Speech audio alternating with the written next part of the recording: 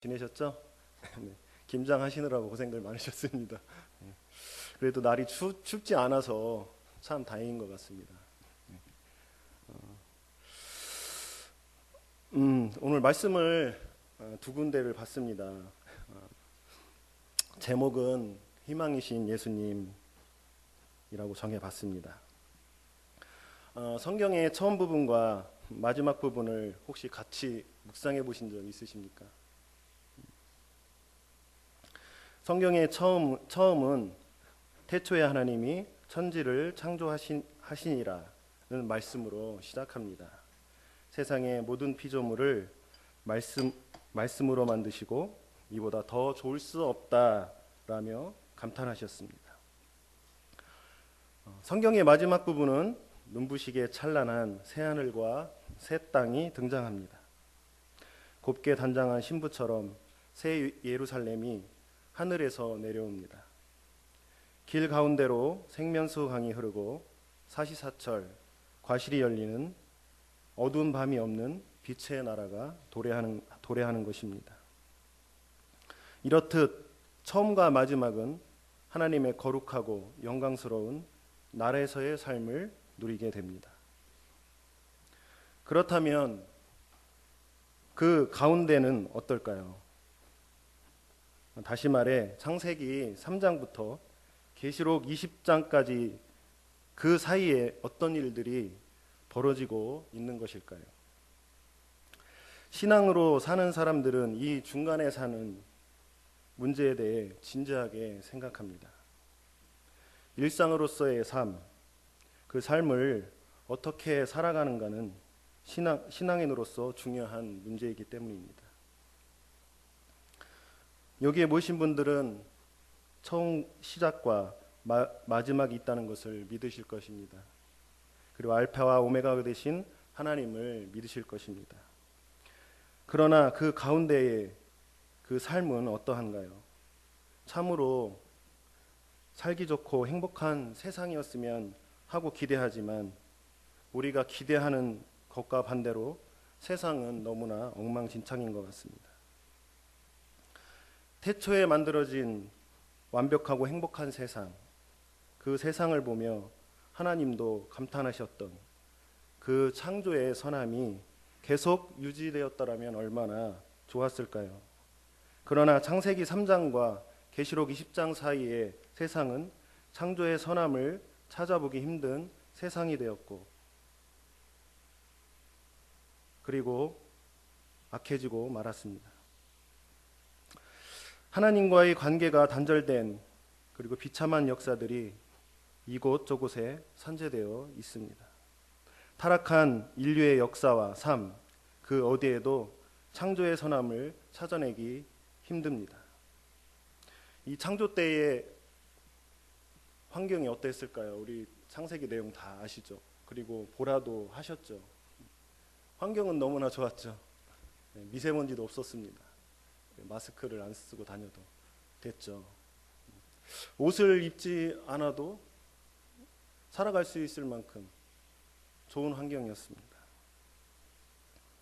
그리고 그 과실, 사시사철 나는 과실들.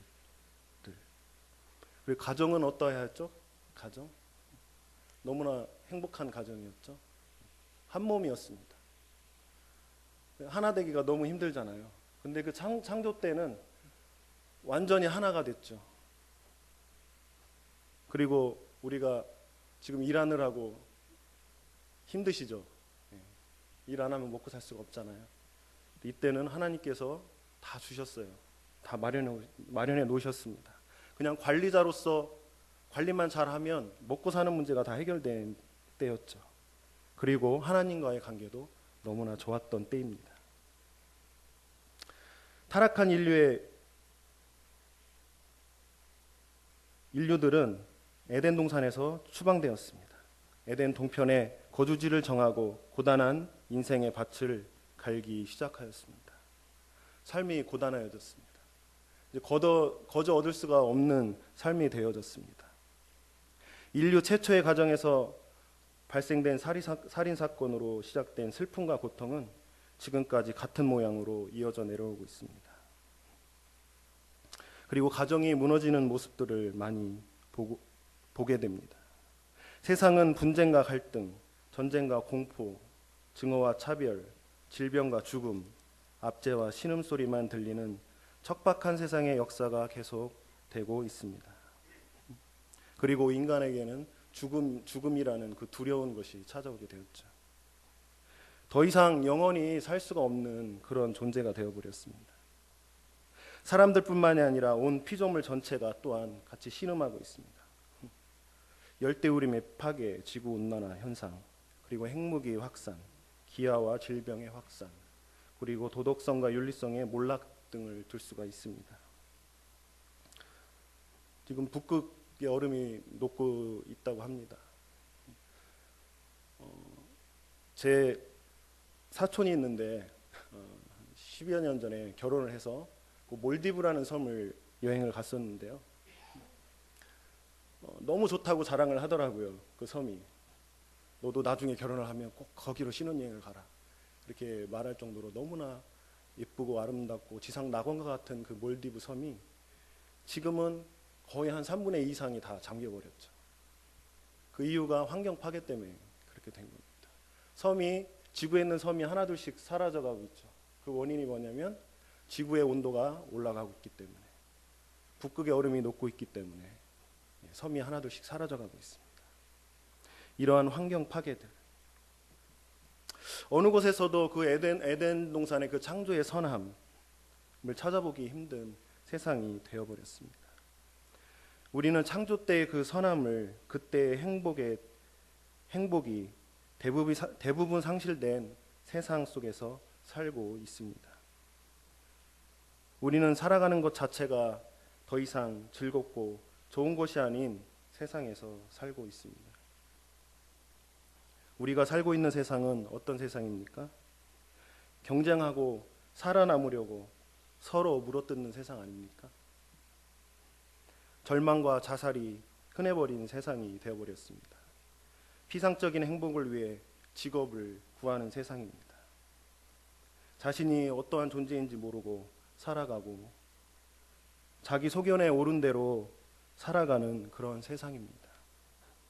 때로는 꼴 보기 싫은 사람이 있죠. 저런 사람이 같이 내 주변에서 살아간다면 정말 살기 싫다. 그런 사람이 있죠.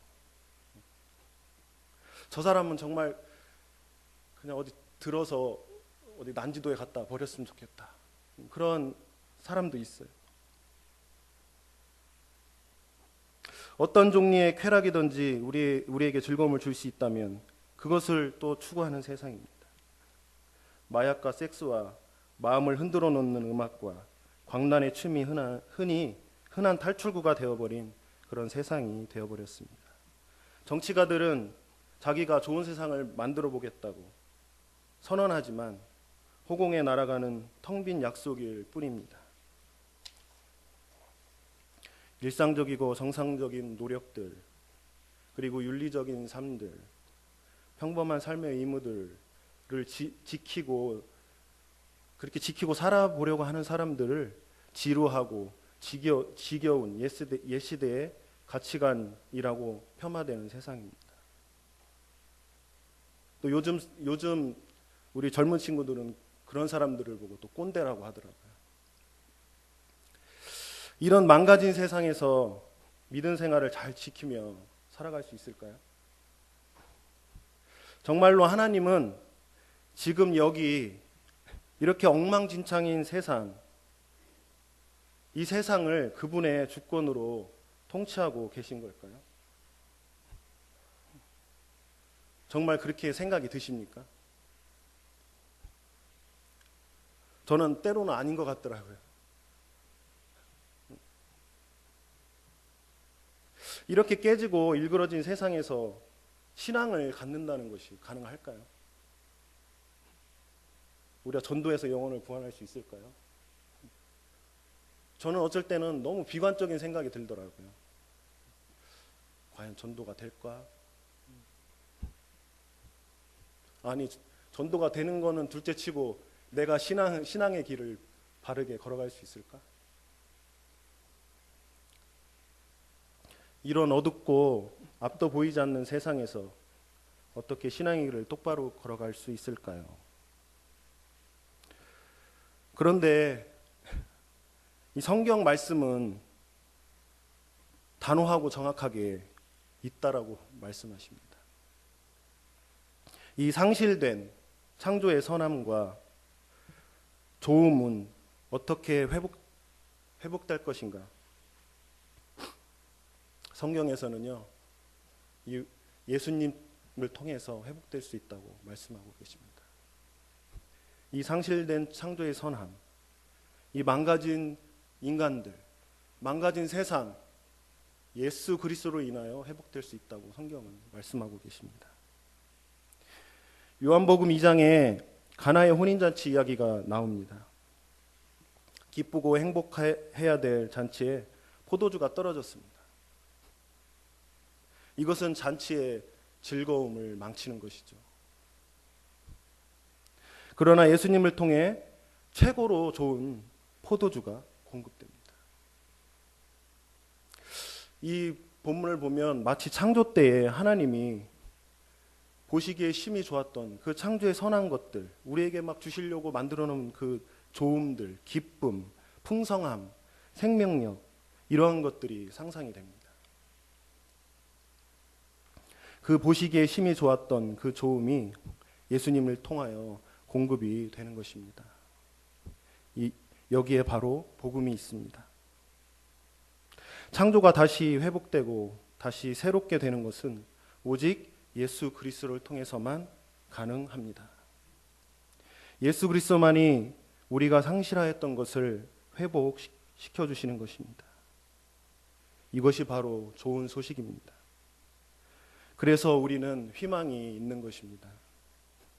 어두운 가운데서도, 이런 엉망진창인 세상 가운데서도 우리가 노래를 할 수 있는 것은, 노래를 할 수 있는 이유는 바로 예수 그리스도 때문인 것입니다. 회복된 세상, 그리고 회복된 가정, 회복된 나의 삶, 이것은 무엇을 말하는 것입니까? 그것은 회복된 생명이 또 다른 생명을 낳는 것입니다. 그리고 회복된 생명이 기쁨으로 그 새 생명을 양육하는 것입니다. 그러한 세상으로 예수님께서 재창조하실 것입니다.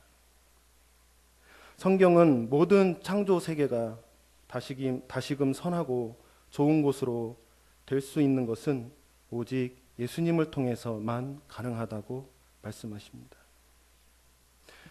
오늘 계시록에서 본 새하늘과 새 땅, 이 새하늘과 새 땅으로 갈 수 있는 이유도 예수 그리스도 때문이죠. 그 새하늘과 새 땅은 어떤 것입니까? 우리 21장을 다 읽어보지 않았지만 나중에 한번 읽어보십시오. 그것은 눈물도 없고 고통도 없고 아픔도 없는 것이죠. 모든 것이 다시금 회복되는 것이죠. 영원한 삶이 준비된 곳입니다. 그곳에서 풍성함과 기쁨과 행복을 누릴 수 있는 곳이죠. 그 모든 것이 가능하게 된 이유는 바로 예수 그리스도 때문입니다. 그리고 이 사실을 믿는 사람들이 새 생명으로 회복된 사람들입니다. 그래서 예수님이 성육신 하셨습니다. 매년 크리스마스가 다가오죠. 그래도 여전히 세상은 변한 것이 없습니다. 엉망진창입니다. 오히려 크리스마스 때 죄를 더 많이 짓는 것 같습니다. 여전히 망가져 있습니다. 더 이상 희망이 없어 보이지만 예수님께서 우리와 함께 계십니다. 나를 회복시키시고 우리와 가정을 회복시키시고 세상을 회복시키실 예수 그리스도를 붙들 때 나와 가정과 세상에 희망이 있음을 마음으로 새겨보는 12월이 되었으면 합니다. 우리 같이 찬양 드리겠습니다.